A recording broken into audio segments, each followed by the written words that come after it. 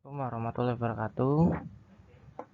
Alhamdulillahirrahmanirrahim. Wabihi nasta'in wa ala umurud dunya waddin. Assalatu wassalamu ala asrofil anbiya'i wa mursalin Sayyidina wa maulana Muhammadin wa ala alihi wa sahbihi ajma'in, amma ba'd.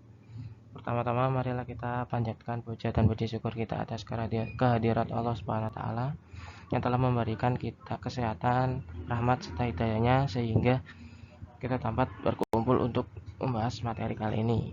Salawat salam kita curahkan kepada Nabi Muhammad SAW yang telah membawa kita dari zaman yang jahiliyah ke zaman yang terang benderang ini. Pada hari ini kami akan membahas materi tentang etika dan ilmu pengetahuan dalam ekonomi yang diampu oleh dosen Bapak Bahtiar Effendi ME. Sebelumnya perkenalkan, saya sebagai moderator. Nama saya NIM Elmi Fajar Mujahidin Akbar, NIM 4219020.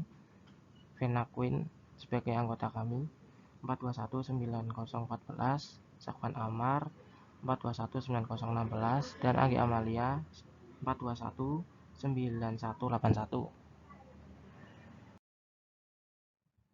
Pertama-tama kita ketahui dulu apa sih filsafat ekonomi Islam, filsafat ilmu dan metasains. Dalam ekonomi Islam, filsafat adalah pengetahuan yang mampu memberikan penilaian benar atau salah, baik buruk ataupun baik, indah atau jelek, secara objektif dan tuntas secara sekaligus memberikan arti. Filsafat ilmu adalah pengetahuan yang membahas dasar-dasar wujud keilmuan. Jenis ilmu pengetahuan yang satu dari pengetahuan-pengetahuan yang lainnya adalah ontologi, epistemologi, dan aksiologi. Dari ketiga jawaban tersebut, maka akan mudah membedakan berbagai jenis ilmu yang satu dengan yang lainnya. Contoh, misal filosofi ilmu ekonomi itu sendiri berbeda dengan ilmu akuntansi.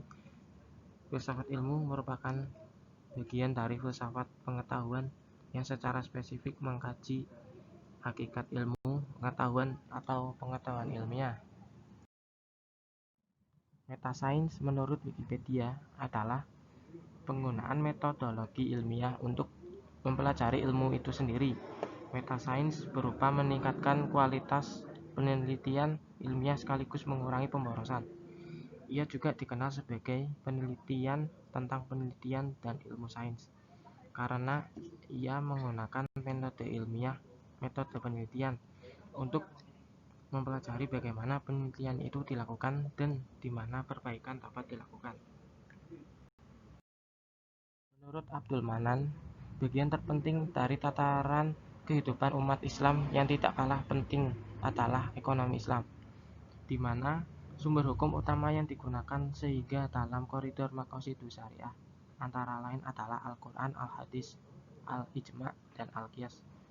Kemudian dari sumber hukum tersebut dapat dijadikan sebagai prinsip-prinsip ekonomi Islam dan membentuk filsafat ekonomi. Filsafat ekonomi mengupayakan penelaahan akan berbagai model filsafat tentang ekonomi.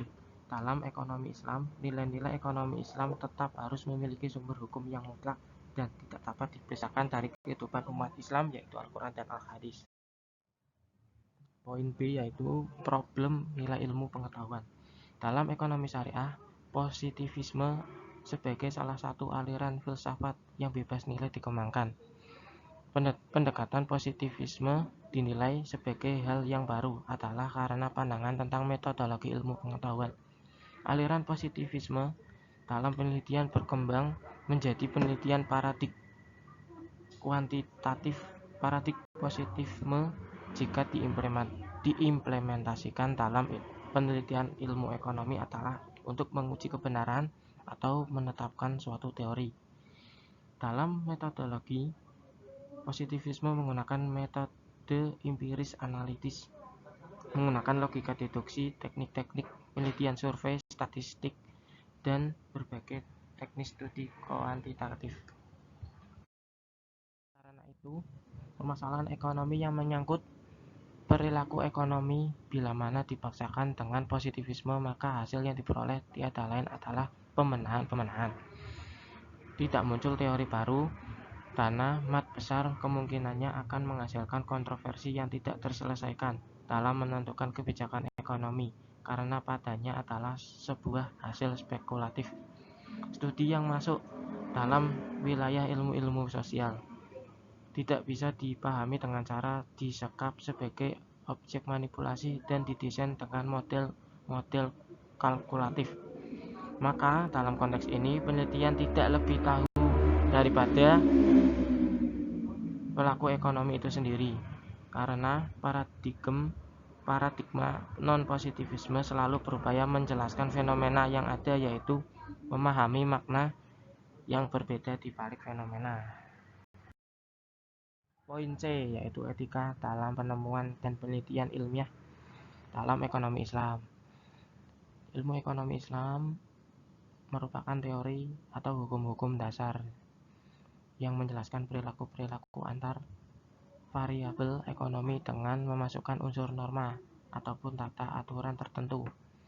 Dalam ekonomi Islam memiliki keterkaitan dengan salah satu teori etika, yaitu teori perintah Tuhan, yang dimana dalam ekonomi Islam etika berfungsi sebagai titik pandang untuk mengarahkan dan menuntun operasionalisasi sistem ekonomi.